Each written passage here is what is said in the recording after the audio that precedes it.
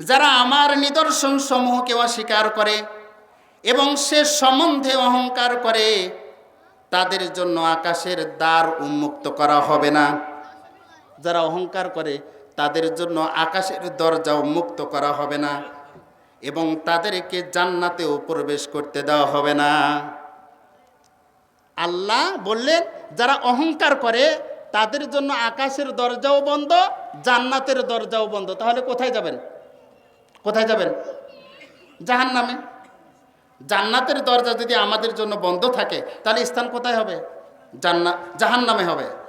এই জন্য এটা বললেন আকাশের দরজা সমূহ বন্ধ, জান্নাতের দরজা সমূহ বন্ধ, যতক্ষণ না সূচের ছিদ্র পথ দিয়ে উট প্রবেশ করে।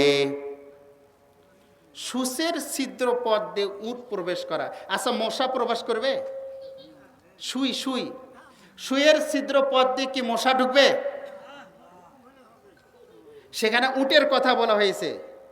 যতক্ষণ না সুইয়ের ছিদ্র পথ দিয়ে উট প্রবেশ করে, তার মানে কি সুইয়ের ছিদ্র পথ দিয়ে উট যেমন প্রবেশ করা সম্ভব নয়, অহংকারী ব্যক্তিরা জান্নাতে যাবে এটাও তেমন সম্ভব নয়। তাহলে অহংকার করা যাবে না। অহংকারী ব্যক্তিরা কোথায় যাবে? জাহান্নামে যাবে। আল্লাহ রাব্বুল আলামিন বলেন আলাইসা ফি জাহান্নামা মাসওয়াল লিল মুতাকাব্বিরিন। আল্লাহু আকবার।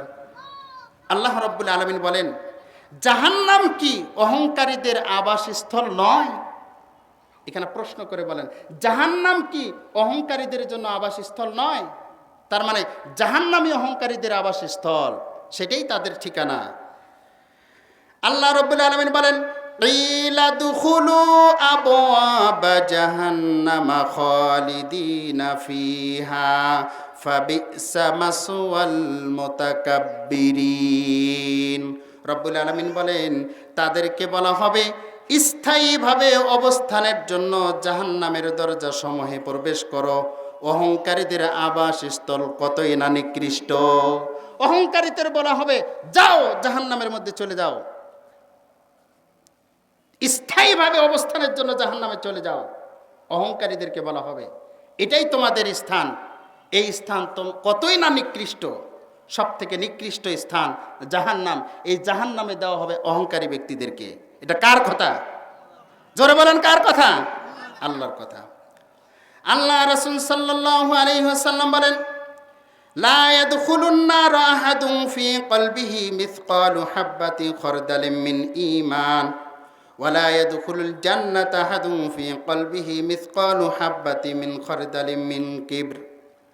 রাসূল সাল্লাল্লাহু আলাইহি ওয়াসাল্লাম বলেছেন যার অন্তরে সামান্য পরিমাণ সরিষা দানার সম পরিমাণ অহংকার থাকবে সে কখনো জান্নাতে প্রবেশ করতে পারবে না। নাউজুবিল্লাহ বলেন। সামান্যতম অহংকার, সরিষা দানার সম পরিমাণ অহংকার যদি থাকে সে কখনোই কোথায় যেতে পারবে না? জান্নাতে যেতে পারবে না।